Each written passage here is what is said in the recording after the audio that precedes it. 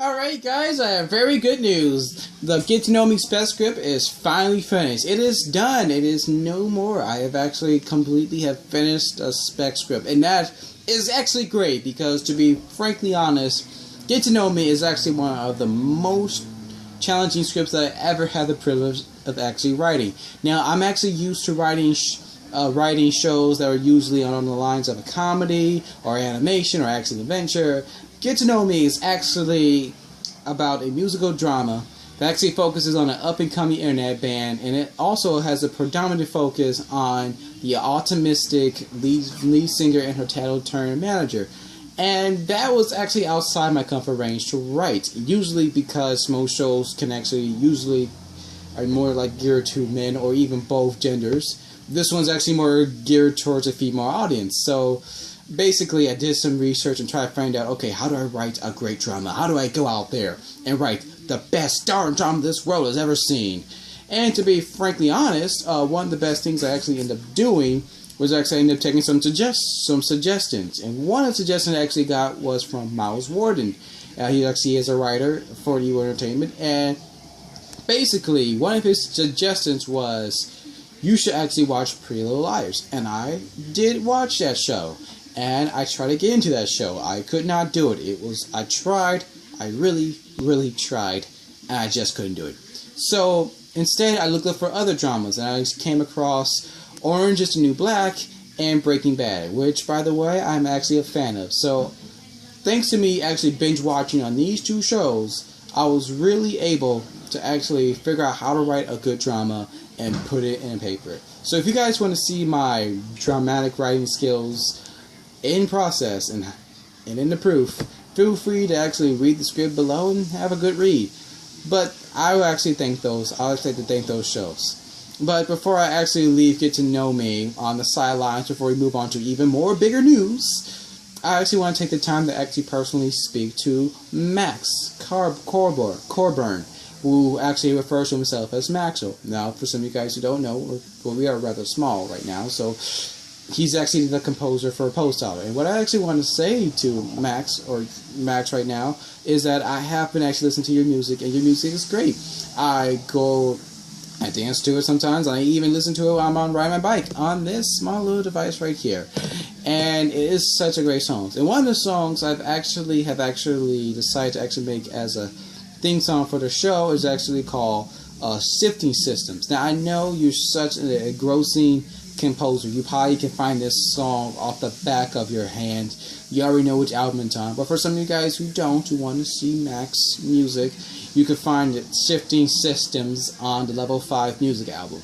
And I felt that the song does fit with the show as a theme song as well. Now, before I even go further with that, I would like to actually talk to you more about using that song as a theme song. It's not permanent, but I want to see how you actually feel about the song being used for that show. And I really feel that it is urgently important for you to actually read the script and see how you actually feel about that. So with that actually said, please read the script, Max, because I think it is very important for you to actually read that. Also, I do love the fact that you are still creating music, and that is amazing. Beautiful. I love it. But with Get to Know Me finally done, what does that mean for all the other scripts? All the other scripts are done. That is actually a great thing. Every single script that has ever had to be written for this production season is done. It is over. That is a great thing, and I am exceptionally happy about that. And one of the reasons why I'm exceptionally happy about it is because I have these show ideas that keep coming in my head, and it's very difficult for me to turn some of them down. And so basically, I have all the new show ideas planned for this season, and I have all the other new show ideas planned for next season.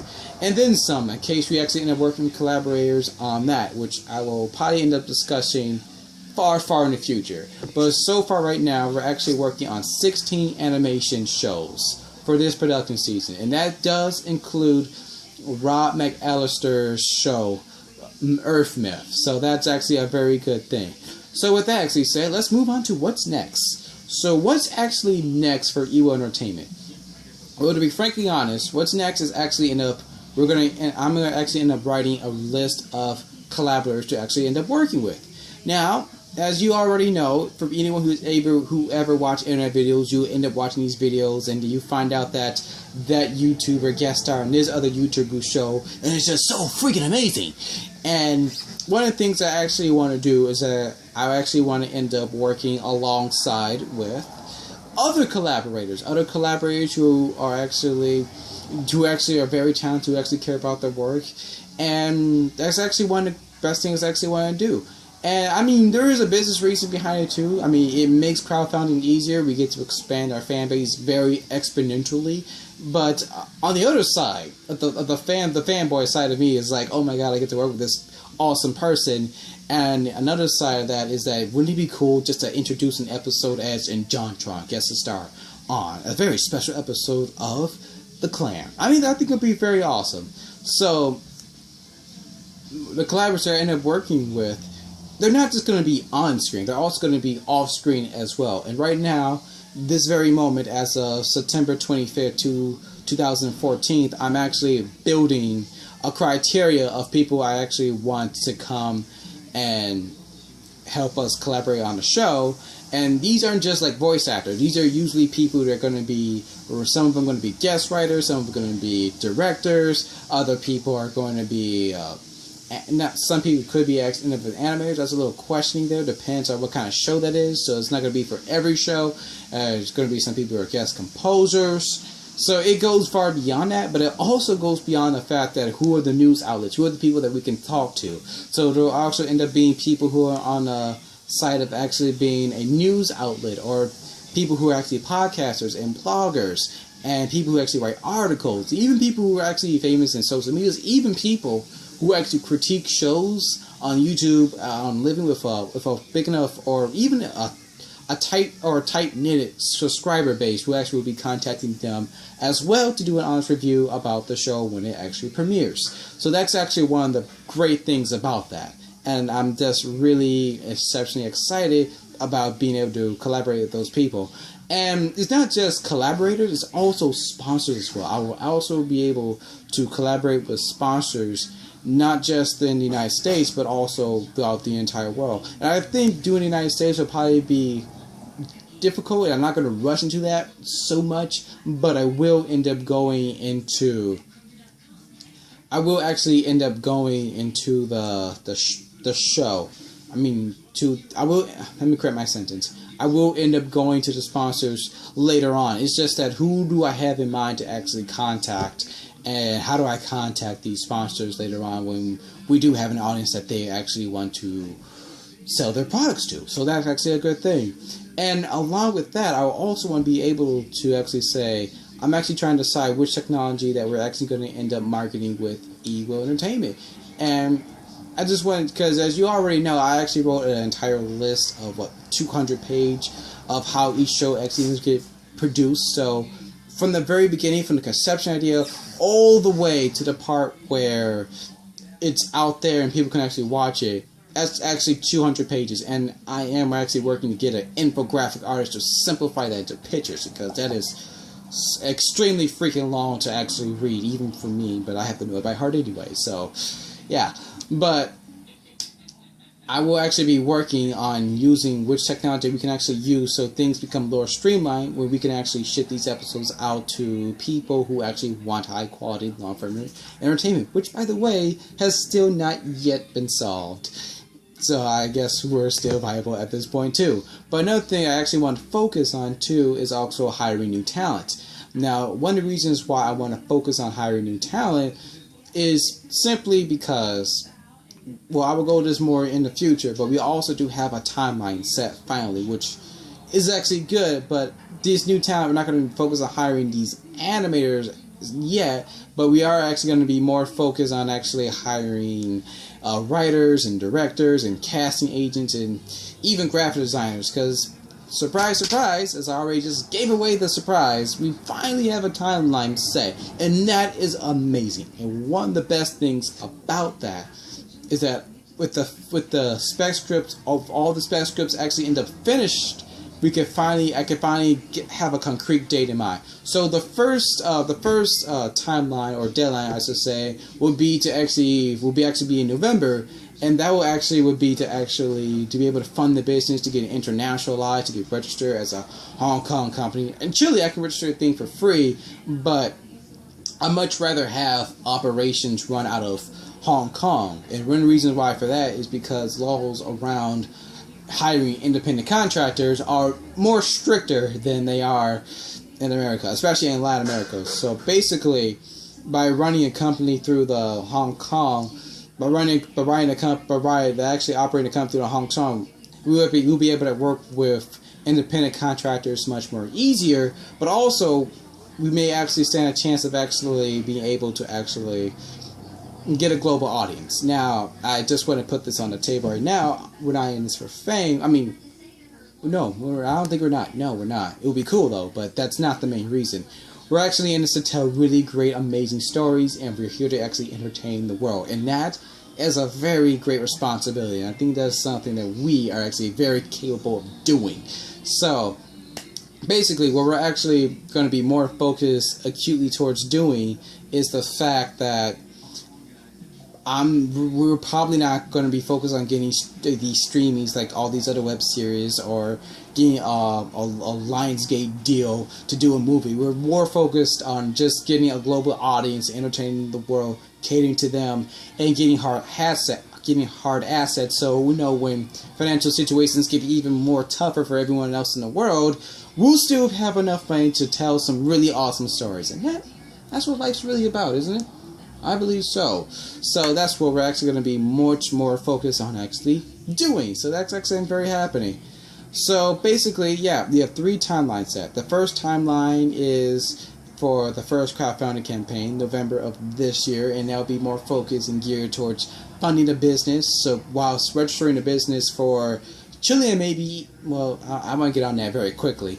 But while registering the business for Chile may actually be free, Hong Kong is not, and I'm still learning the ropes behind that, but it does actually end up requiring some money to actually be thrown there. So, and on top of that, I also want to be able to pay the writers, you guys, because majority of you are actually writers, so we can actually come up with an actual storyline for each season, the show that you're actually hired to actually write. So congratulations, we'll finally get started on actually getting all the writers involved, so that way we can finally create an outline for each season. So that's actually very exciting as well, so we can finally get this off the ground. That's actually great.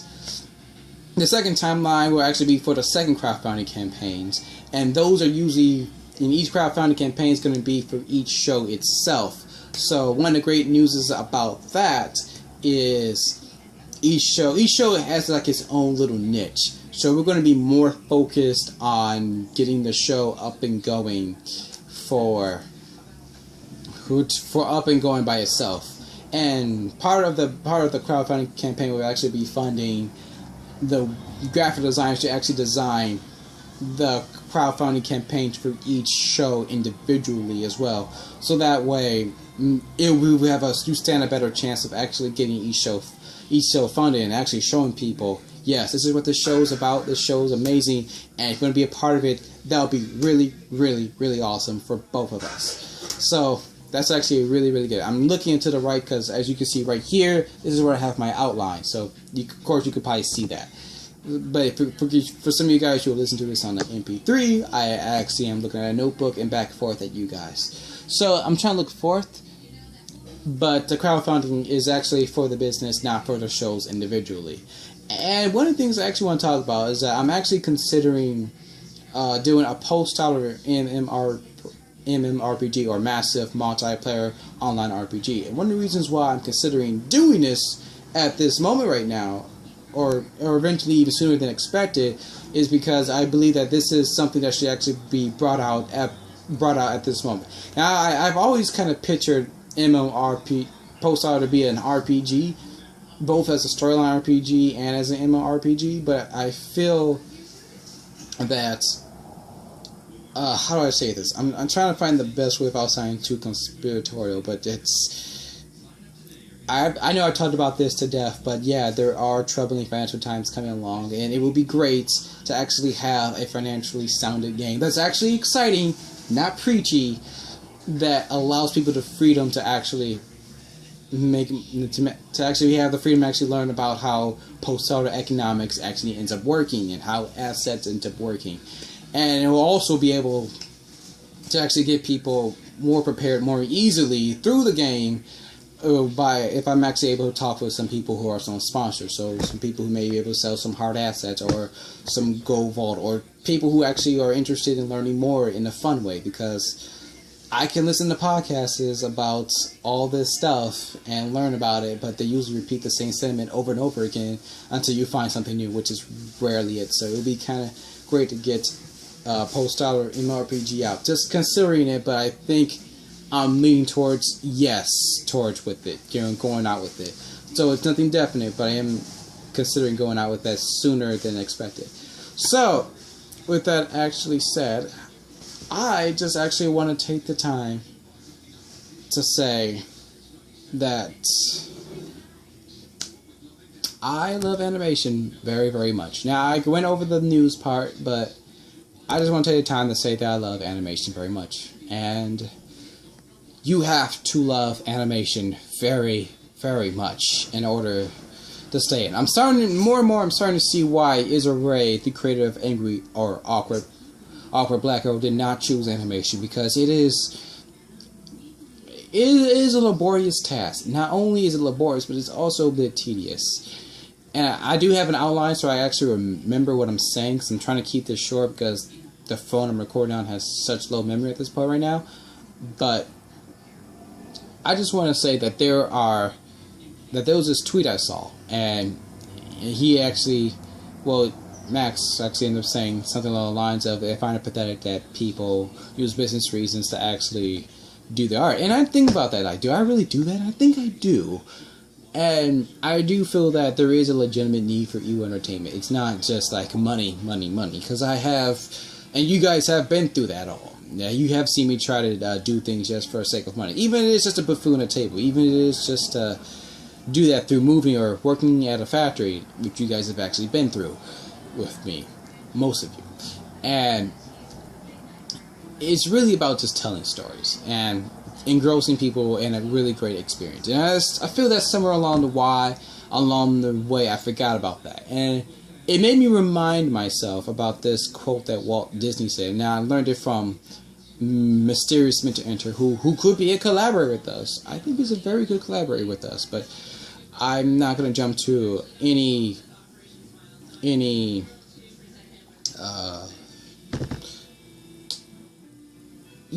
forward assumptions. But I just want to take the time that animation, telling great stories is what we do, and I'm very glad that I get a chance to do it. And I'm glad I get a chance to do it with you.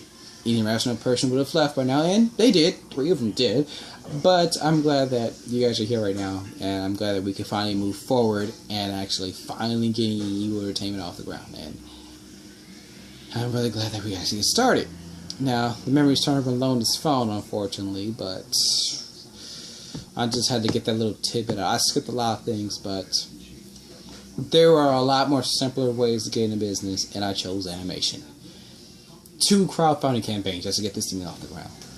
You have to really love animation to go through that.